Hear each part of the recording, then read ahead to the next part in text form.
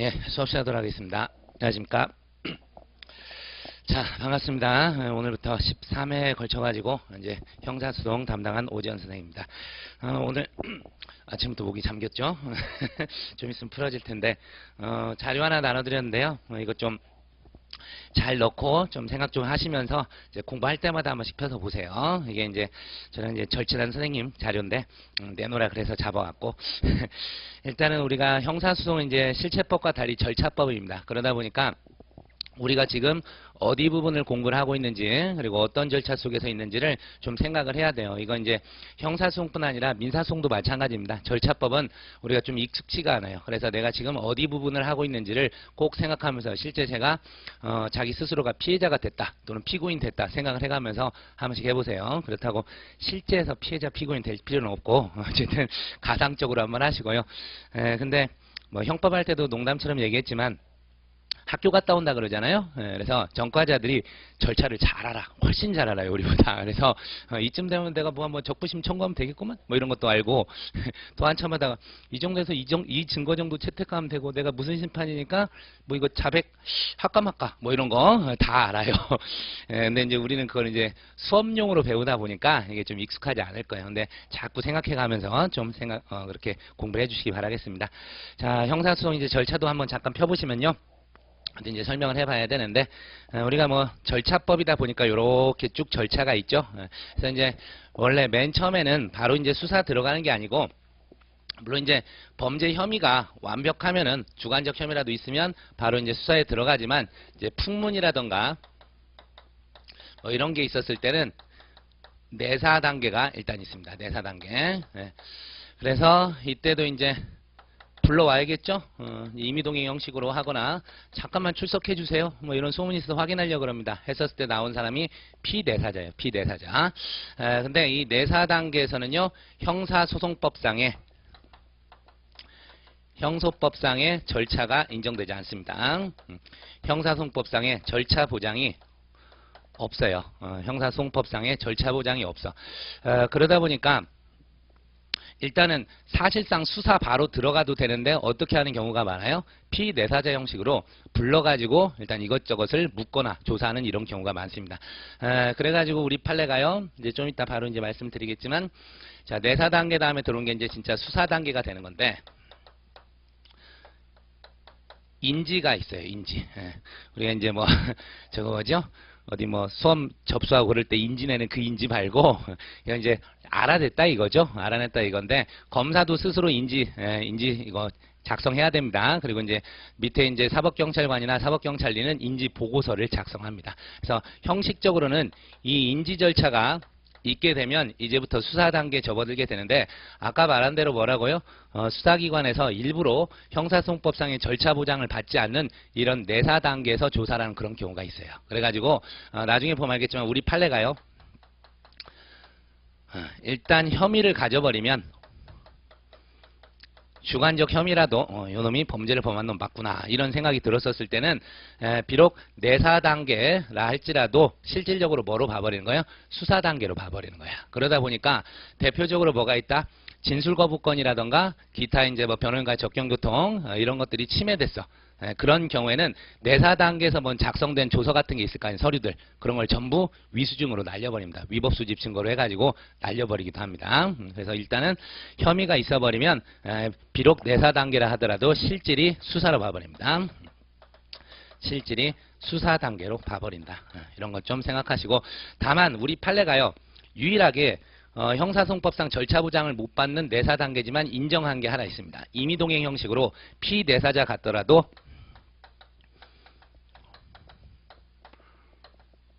접경교통권. 요거는 우리 판례가 인정을 합니다. 인정을 한다. 요거는 하나 좀 알아두십시오. 그래서 임의동행 형식으로 해가지고 뭐 잠깐 뭐 물어볼 게 있으니까 출두하세요. 예. 했는데 갑자기 막 이것저것 혐의를 묻고 그런 거예요. 나 변호인 부를래요. 근데 에이 그런 거 안 돼요. 지금 내사 단계라 그런 거 안 돼요. 그렇게 해버리면 어떻게 해요? 접경교통권 침해입니다. 알겠죠? 그거 하나만 일단 말씀드립니다. 원래는 형사소송법상의 절차 보장이 안 되는데 우리 판례가 접경교통권만큼은 보장을 하고 있다. 그렇게 좀 생각합시다. 그래서 우리 이제 그 절차도에 내사 단계는 안 나왔잖아요. 네, 내사 단계 말씀드린 대로 어쨌든 풍문이라던가 그런 거를 단순히 조사하기 위해서 이루어지는 게 내사 단계다. 원칙 형사소송법상 절차 보장을 받지 못한다. 자, 그러면서 이제 말씀드린 대로 이제 인지라는 게 있게 되면 수사로 접어들게 되는 거예요. 근데 이때 인지할 때는요, 아까 여기 혐의도 나왔었는데, 주관적 혐의만 있으면 됩니다. 주관적 혐의. 객관적 혐의는 나중에 이제 강제 수사라든가 그런 거 들어갈 때, 우리가 많이 들어본 뭐 압수수색, 검증, 또는 체포 구속 그런 거 할 때는 객관적 혐의까지 필요하게 되는 거예요. 그런데 기본 개념은 나중에 들어가서 배울게요. 주관적 혐의가 있으면 이제 인지 딱 작성하고 인지보고서 작성하고 수사로 들어갑니다. 그래서 절차도 봅시다. 자, 이렇게 이제 범죄 발생 피해자 딱 돼 있죠. 그래서 이제 뭐 형법상에서 각종 범죄 일어났다 이렇게 돼 있고, 그래서 이제 수사 쭉 들어가기 전에 수사의 단서라는 게 나오죠. 수사의 단서. 그래서 최소한 어떻게 돼요? 수사에 접어들기 이전에 뭔가 여기저기서 소스를 줘야 될 거 아니에요. 그걸 갖다가 이제 수사의 단서 이런 얘기를 하게 됩니다. 그래서 수사의 단서에서 대표적인 게 이제 뭐 불신검문, 이게 이제 경찰관 직무집행법 관련해서 불신검문 좀 살펴봐야 될 거고요. 그다음에 이제 고소가 있죠. 고소. 근데 이 고소가 대단히 좀 중요하게 되는데 고소가 일반 범죄일 때 있고 친고죄일 때가 있겠죠. 일반 범죄에서는 그냥 이 고소는 진짜 그대로 수사의 단서예요. 수사기관에게 어떤 혐의를 갖게 해줄 수 있는 그런 자료 등 그런 거에 불과하지만 친고죄의 경우에는 어떻게 돼요? 수사의 단서이면서 우리가 형법 때도 배웠었죠. 소송 조건이 돼버립니다. 우리가 이제 소송 조건, 갖다 뭐 소추 조건 이런 말도 얘기하는데 이게 다 뭐죠? 검사가 공소 제기를 하기 위해서 필요한 요건이에요. 검사가 공소 제기를 하기 위해서 필요한 요건, 이게 바로 이제 소송 조건 또는 소추 조건입니다. 그래서 검사가 공소 제기를 하는데 유효한 요건을 갖추지 못하면 법원에서 받아주겠어요, 안 받아주겠어요? 당연히 받아주지 않습니다. 그게 이제 저쪽 민사소송으로 가면 소각하예요. 소각하. 근데 이제 소송 조건을 못 갖추게 되면 형사소송에서는 이제 공소기각 결정이나 공소기각 판결로 끝을 내게 됩니다. 주로 이제 친고죄에서 고소도 없었는데 공소 제기하게 되면 달달 외워야 될 겁니다. 327조 2호인데 그건 이제 법전 안 봐도 우리가 외워야 돼요. 공소 제기 절차가 법률의 규정에 위반하여 무효인 때 해가지고 공소기각 판결로 끝이 나게 된다. 그래서 요거를 의미를 갖게 됩니다. 그래서 친고죄에서 고소 관련해 가지고는 그 유명한 고소의 불가분 원칙이라는 게 나옵니다. 고소의 불가분 원칙. 그리고 이게 또 두 가지예요. 주관적 불가분하고 객관적 불가분. 이런 게 나중에 등장하게 될 거예요. 예를 들어서 이겁니다. 갑하고 을이 똑같이 A를 모욕을 했단 말이에요. 갑하고 을이 똑같이 A를 모욕을 했어. 공동정범으로 모욕을 했는데 A가 갑이랑은 평상시에 좀 친했단 말이에요. 또 친했거나 아니면 갑이 좀 송중기 닮았어. 그래가지고 봐줬었는데 을은 뭐예요? 못생긴 게 거기서 그 나쁜 놈으로 나온 놈이 누구지? 포크레인 해가지고 막 하고 나를 쳤던 놈 있잖아요. 그런 놈이야. 그래가지고 누구한테 대해서만 을에 대해서만 고소가 있어버립니다. 을에 대해서만 고소가 있어버려. 또는 갑하고 을을 처음에는 둘 다 고소를 했어요. 그랬다가 이제 시간이 지나면서 갑에 대해서만 고소 취소를 하게 됩니다. 자, 그럼 이제 어떤 문제가 생깁니까? 똑같이 범죄를 범했는데 피해자의 자의에 따라서 국가의 공형벌권이 좌우되죠. 그런 거를 방지하기 위해서 나온 게 고소의 주관적 불가분 원칙이에요. 그래서 친고죄에서 다수 당사자가 있을 때 여러 명의 이제 공범들이 있었을 때 그 1인에 대한 고소 또는 그 고소 취소는 다른 공범에도 영향을 미치게 합니다. 영향을 미치게 한다.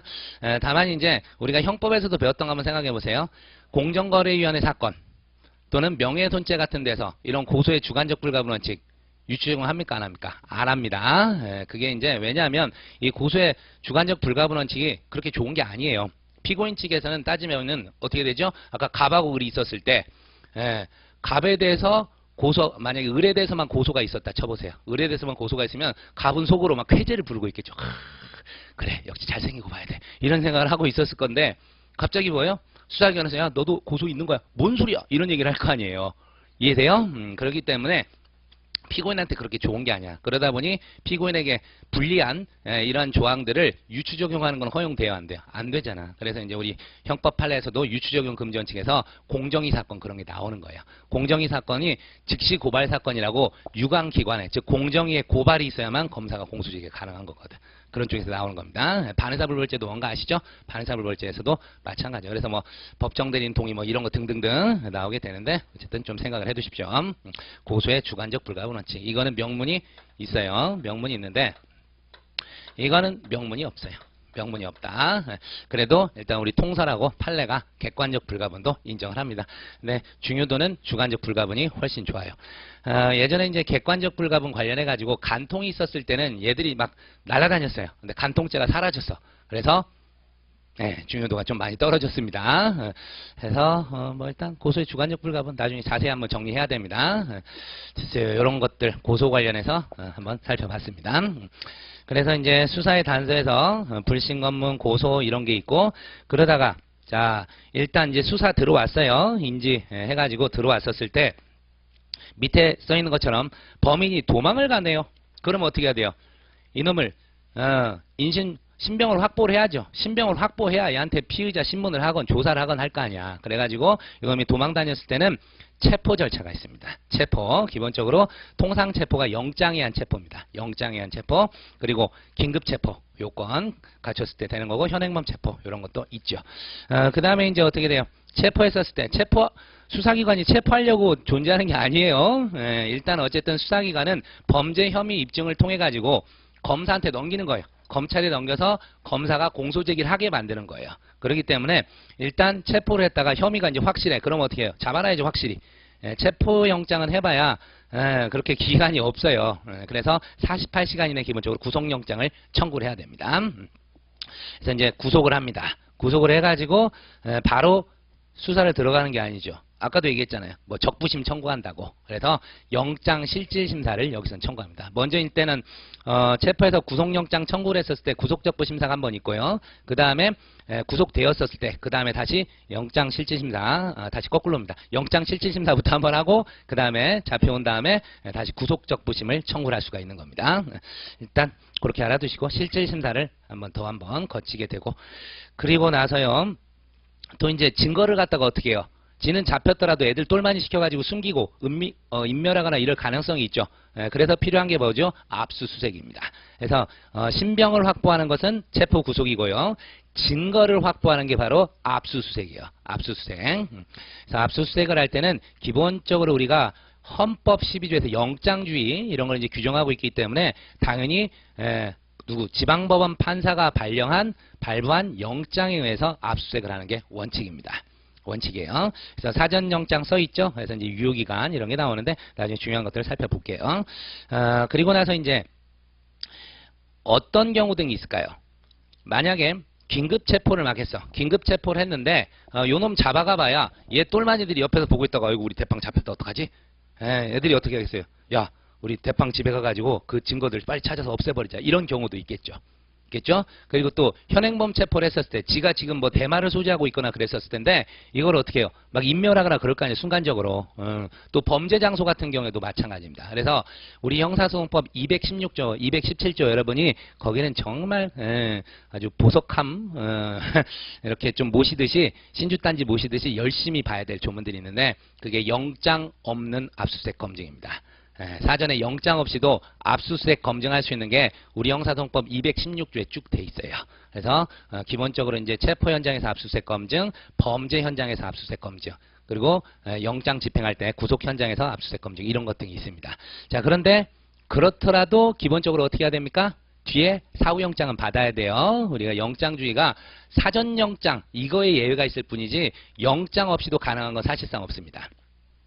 딱 이미 제출물 압수라 그래서 소유자, 소지자, 보관자가 스스로 여기요, 이거 증거 맞아요. 이렇게 주는 이런 바보 같은 행위 외에는 없어요. 그게 이제 218조의 이미 제출물 압수라 그래서 그런 게 하나 있긴 한데 그 외에는 기본적으로 사후영장 필요합니다. 그리고 우리 이제 케이스에서 늘 나오는 게 바로 이런 거예요. 기본적으로 이제 처음에 영장 없이 사법경찰관이나 사법경찰리가 압수를 합니다. 압수를 해와. 그래놓고 뭐 그거 일단 물어봐. 그래놓고 이제 증거 능력 있냐 이런 걸 물어보게 되는데 기본적으로 뭐예요? 사후영장을 안 받아. 사후영장을 안 받아요. 그래놓으니까 그건 또 결론적으로 뭐가 되겠어? 압수 자체는 적법하다고. 근데 뒤에 사후영장을 받지 않았죠. 그렇기 때문에 이건 영장주의 예외가 돼서 유죄 증거로 삼을 수가 없어요. 이게 기본 패턴입니다. 항상 증거 나오면 그렇게 가는 거예요. 그래서 사후영장이 꼭 필요하게 되고, 그리고 사후영장 밑에 이제 강제체열이라는 얘기가 나왔는데 판례가 한 3개 정도가 쌓였어요. 벌써 한 3년 정도 돼버렸는데 대단히 중요한 판례들이 많습니다. 그래서 그것도 요새 이제 각종 시험에서 계속해서 사례화 시켜가지고 이렇게 되는 거예요. 주로 이제 나오는 게 그거예요. 술을 몽땅 먹고 사고를 냈어요.